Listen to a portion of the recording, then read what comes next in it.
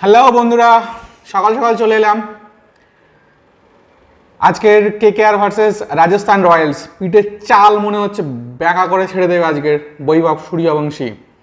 আপনারা দেখছেন ক্রিক circuit channel, আর সকাল সকাল আমি আড্ডায় মতিনুর।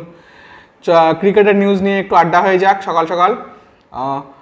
আজকের ম্যাচে আমরা কি কোনো পরিবর্তন দেখব, নাকি সেই সেম বৈভব আরোরা, অজিঙ্ক্য রাহানে ওপেনিং, নাকি টিম ম্যানেজমেন্ট কিছু নতুন করে ভাবছে? এদিকে মাতিসা পাতিরানা আজকে সকালে এসে উপস্থিত হবেন এবং আমাদের কলকাতা টিমের সঙ্গে যোগদান করবেন। আজকে খেলবেন কি খেলবেন না সেটা বলতে পারছি না, তবে খেললে তো খুবই ভালো হয়। নাকি টিম ম্যানেজমেন্ট আরও একবার সেই পুরনো দলের প্রতি, পুরনো প্লেয়ারদের ওপরেই ভরসা রাখবেন, সেটা দেখার বিষয়। এখন মেন ব্যাপার হচ্ছে আজকে কি আমরা কোনো রকম কোনো প্লেয়িং ইলেভেনে পরিবর্তন দেখব? আমার মনে হয় ফিন অ্যালেনকেই ব্যাক করা দরকার, কারণ আর ফিন অ্যালেনের সঙ্গে যদি আমরা নারায়ণকে ওপেনিং করতে পাঠাই, অ্যাটলিস্ট শেষ চেষ্টা, দেয়ালে পিঠ থেকে যাওয়ার মতো অবস্থা আর কিছু নেই।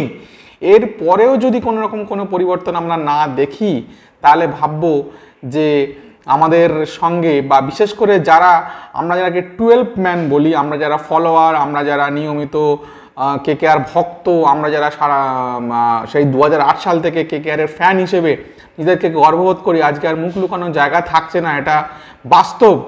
কারণ কারোর সঙ্গে আর তর্ক করে পেরে ওঠা যাচ্ছে না। সত্যি কথা বলতে খুবই খারাপ লাগছে। আমরা দলের খারাপ সময়ে দল থেকে ছেড়ে বেরিয়ে যাওয়ার পাত্র আমরা নই।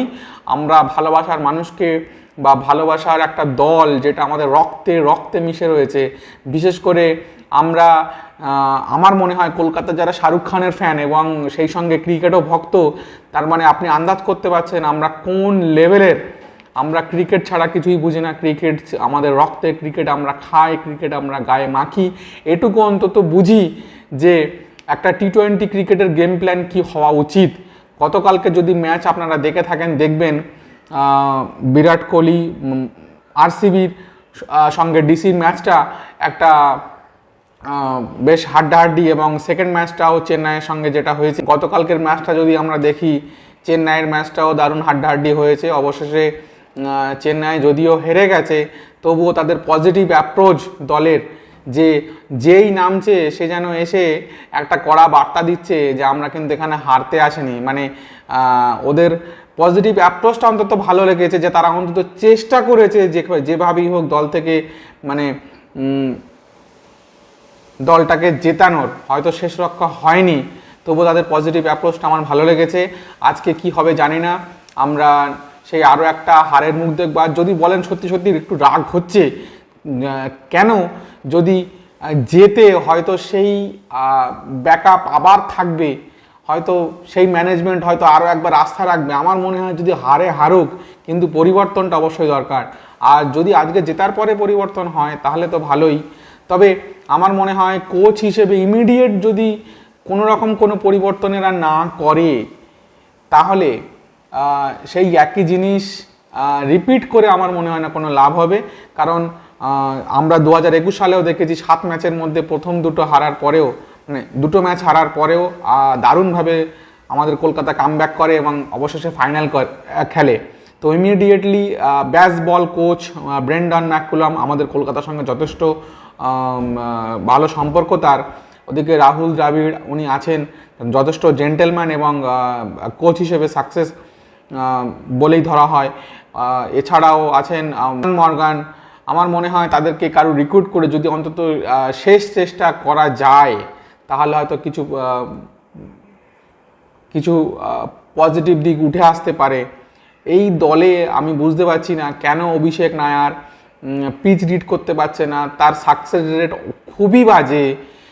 প্রথমে আমি নিজেও জানতাম না, কিন্তু পরে দেখলাম সত্যিই তো উনি তাহলে গম্ভীরের ছত্রছায়ায় নিজেকে যেভাবে, হ্যাঁ হতে পারে উনি প্রাইভেট কোচ হিসেবে খুব ভালো, কিন্তু দলগত বা একটা কেকেআরের মতো ব্র্যান্ডিং দলের কোচ এইভাবে কেন হঠাৎ করে ওনাকে নিয়োগ করা হলো, সত্যি ভাবতে অবাক লাগছে।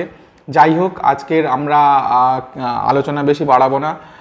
মন খারাপের একটা সময় লিমিট থাকে, সেটাও যখন ক্রস করে যায় তখন আমাদের আর কিছু করার থাকে না, আর খারাপ লাগার মতো থাকে না। তো কিছু ট্যাকটিক্যাল চেঞ্জ আমরা দেখতে চাইছি। বিশেষ করে যদি কোচ পরিবর্তন করা হয়।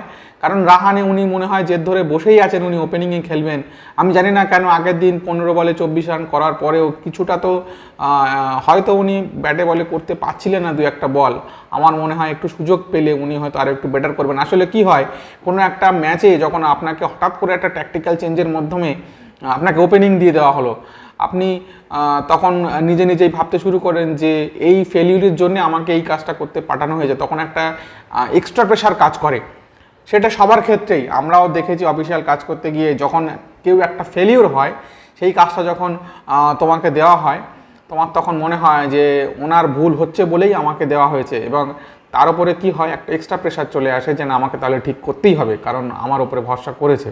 এরকম একটা লিটল বিট অফ সমস্যা কাজ করে।